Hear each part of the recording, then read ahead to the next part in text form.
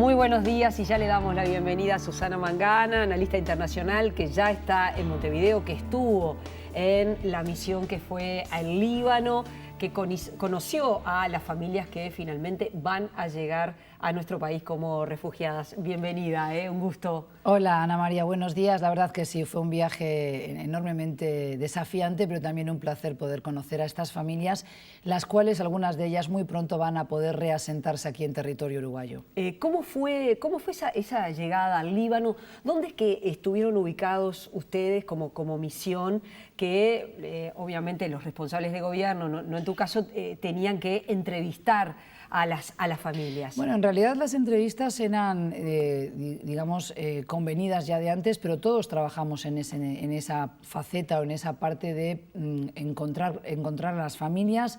Ya estaban preseleccionadas por ACNUR, que es la agencia oficial responsable por los refugiados, y concretamente ellos han apoyado y siguen apoyando este proceso de selección de las familias sirias que finalmente acabarán acogiéndose a esta iniciativa del gobierno uruguayo. Pero yo también tuve que entrevistar familias porque primero pasaban a una salita donde yo estaba con un video mostrando no solo imágenes, sino también dando cuenta de detalles varios sobre la educación en el país, sobre el nivel educativo, pero también el acceso a la salud, el sistema político, administrativo, en fin. ¿Y qué te preguntaban? Bueno, vamos a comentar eso, pero me parece importante enmarcar dónde queda Líbano, porque si no la gente puede confundir. Dice, son refugiados sirios, pero vienen del Líbano, ¿por qué no vienen, por ejemplo, de Jordania?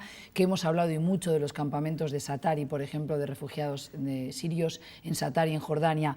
Y el Líbano es un país muy pequeño, yo le llamo el balcón al Mediterráneo, es vecino de Israel, pero también de Siria, está en un vecindario, por tanto, muy caliente, muy volátil y sumamente difícil, muy hostigado también por lo que son las consecuencias de esa guerra civil de Siria, que dura ya casi 4 años y que ha dejado un saldo de más de 200.000 civiles muertos, Ana María, 9 millones de desplazados, entre los cuales hay que contar 3 millones de refugiados inscritos con ACNUR. Esto quiere decir que esa cifra es mucho más alta, pero que no todos están inscritos en los planes que tiene, por ejemplo, de ayuda ACNUR allí en la región. Fuimos al Líbano, que tiene el tamaño del departamento de Florida, aquí en Uruguay, donde habitan aproximadamente 5,5 millones de personas, unos 4 millones son locales, luego tenemos 1.200.000 de refugiados sirios y luego tenemos también aproximadamente 500.000, 600.000 palestinos, amén de varios migrantes económicos que vienen de lugares tan variopintos como Etiopía, Somalia, pero también Bangladesh o Sri Lanka. Mucha gente en un territorio muy pequeño. Hay una condensación digamos, humana, pero también hay una volatilidad y hay una rispidez en las relaciones que es importante destacar, pero hay que apreciar y valorar muy positivamente la resiliencia del Líbano, que habiendo salido ya de una larga guerra civil muy cruenta, por otra parte, ha podido resistir los embates de las primaveras árabes y, por tanto, ha sabido nadar y guardar la ropa. En este caso me refiero a que están resistiendo esa ola de violencia que también ha penetrado ya en territorio libanés, porque recordemos que este grupo ultrarradical que apela al Islam erróneamente para captar yihadistas, para captar combatientes, que es el Estado Islámico, también penetró en la frontera del Líbano, a 124 kilómetros al noreste de Beirut, de la capital donde nosotros estuvimos, en Arsel. A principios de agosto hubo bastantes escaramuzas y ataques entre los milicianos del Estado Islámico y el ejército regular del Líbano y milicianos de Hezbollah que, codo con el ejército libanés, esta vez repelieron el avance del Estado Islámico, con lo cual esto hace que la población libanesa viva con temor las consecuencias de esa guerra de Siria que se ha desbordado, pero también que mire con recelo al más de 1.200.000 refugiados sirios que ven que llegan a sus países con una cantidad que hay que decírselo a la audiencia. Todos los días cruzan o intentan cruzar la frontera de Siria a Líbano entre 5.000 y 9.000 personas y no todas pueden entrar porque no todas tienen la documentación que les exigen las autoridades libanesas y ACNUR solo puede dar abasto a 450 por día. El resto están en una especie de limbo buscando cómo organizar su vida en un nuevo país donde tampoco son tan bienvenidos por razones de peso, de demografía. Entonces, es allí a donde nosotros acudimos para aliviar también ese sufrimiento, esa preocupación de las autoridades libanesas, que ACNUR nos aconsejó así que se hiciera. Eso ya lo ha explicado el doctor Miranda en varias conferencias de prensa. Pero bueno, estuvimos enclavados, si se quiere, el trabajo de la misión fue circunscrito a Beirut, donde está la embajada permanente de Uruguay, allí en la capital libanesa, y allí es donde pudimos entrevistar a las familias para iniciar este proceso de selección. No obstante, el pasado viernes viernes también visitamos junto al embajador de Buena Voluntad uruguayo, el actor Osvaldo Laporte, que también viajó hasta Beirut para poder sumarse a esta comitiva. Él es embajador de Buena Voluntad desde el año 2004, con lo cual no es su primera misión al exterior, y pudimos visitar el Valle de la Bekaa, un valle próximo también a la frontera con Siria, pero además un valle que ha estado siempre en las noticias porque allí reina sobre todo Hezbollah y allí hay una presencia mayoritaria de musulmanes, no así en Beirut, donde podemos notar claramente la impronta y la huella cristiana. Aproximadamente un 20% de la población es cristiana maronita o de algún otro rito melquita, por ejemplo, de las iglesias de Oriente, cuando antes de la década del 70 eran el 60%. Pero ha ido mermando ese porcentaje y como no se lleva a cabo un censo actualizado, no podemos tener un porcentaje real, pero aproximadamente son las cifras que nos dan tanto congregaciones religiosas como los propios libaneses, que entienden que al día de hoy hay un 20% de cristianos, mayoritariamente en la capital, y eso se puede percibir por la gran cantidad de iglesias, basílicas, capillas y muchas cruces que están junto a las mezquitas. Ahora bien, visitamos entonces la zona de Sahle, donde hay aproximadamente unos 429.000 refugiados sirios allí, y estas localidades del Valle de la Bekaa corresponden al 40% del territorio libanés, y allí es donde tenemos una importante cantidad de asentamientos irregulares. Las imágenes que mostrábamos antes son imágenes que hemos tomado nosotros y son asentamientos que visitamos donde hay lo que llamaríamos improvisadas fábricas de cebolla, de ajo. Entonces los niños, las familias pasan el día entero pelando cebollas y ajos también para ganar un mísero sustento. El padre de familia o la cabeza visible de esa familia, que a veces es una jefa de hogar, por ejemplo, si perdió al esposo o si el esposo quedó retenido en Siria, entonces ganan $4 por día. $4 para familias que tienen entre 7 y 14 hijos.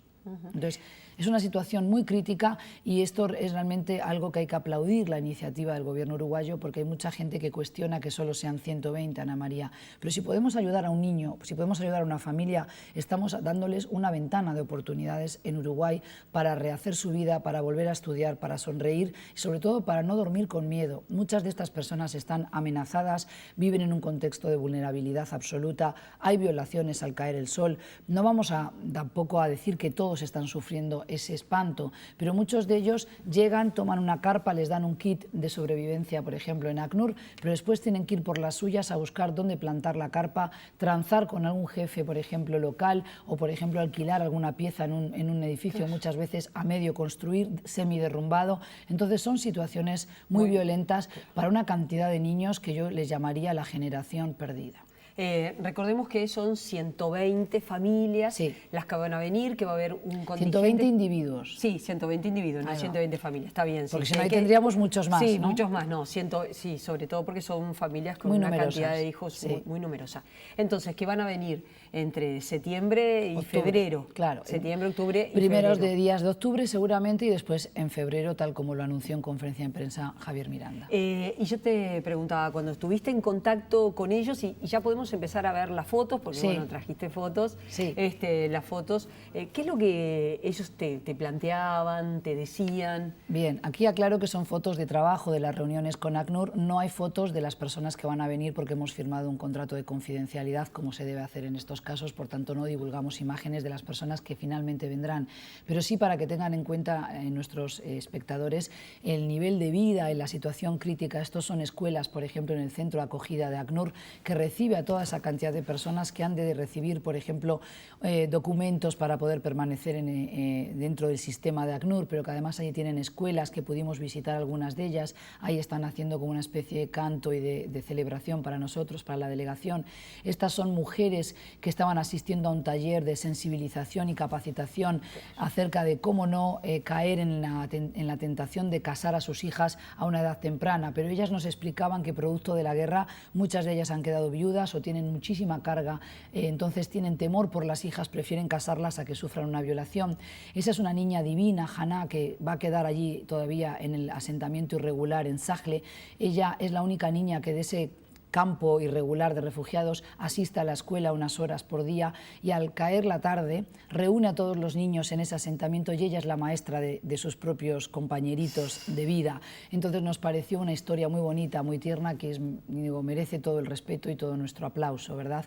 Pero son condiciones muy difíciles porque, contrario a lo que pasa en Jordania, en el Líbano hay 4 estaciones, llueve, en invierno hace frío, ahí vemos a niños pelando ajos, pasan horas y horas durante el día pelando ajos, entonces realmente es una tristeza ver que viven de esta manera cuando antaño tenían una casa, tenían seguramente sus padres un trabajo, acudían a la escuela. Por eso yo digo que hay una infancia robada, secuestrada, si se quiere, y yo creo que toda la comunidad internacional debería actuar con mucha mayor contundencia para apoyar a estas familias y que al menos transitoriamente puedan salir con una visa humanitaria. Brasil, aquí en la región, también ha emitido más de 4.000 visas humanitarias. Ahí vemos a esos gorditos que podrían ser cualquiera de nuestros niños en el Parque Rodó. Con estas niñas pude conversar, bailar en su carpa.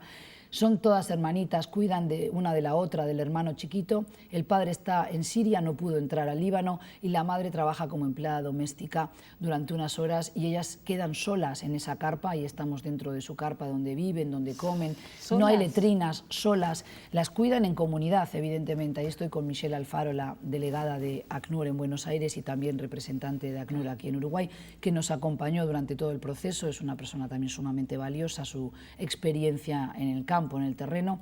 Así que fue un trabajo de equipo, realmente se trabajó muy bien, creo que hay buenas cabezas dirigiendo este proyecto, pero también llevando adelante cuestiones que tienen que ver con lo humanitario, con derechos humanos, cuestiones que son muy caras también a la legislación uruguaya y al sentir uruguayo.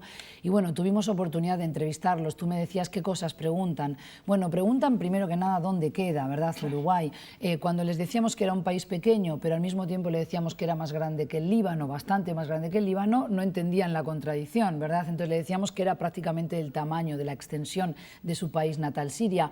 Preguntaban cómo era la vida, qué tipo de ayudas iban a tener del gobierno, cómo era la educación, sobre todo. Los padres con niños muy menores querían volver a educar a sus hijos, se les iluminaban las caritas a los niños cuando veían las imágenes de los niños uruguayos con la ceibalita, y como son varios hermanos muy seguidos, cuando yo les decía vais a tener una cada uno, se tocaban el hombro como diciendo no me la vas a poder quitar, y además me preguntaban ¿voy a poder llevármela a mi casa? Y le decía todos los días, y la tienes que traer de vuelta porque son tus libros. Entonces eso les gustaba muchísimo.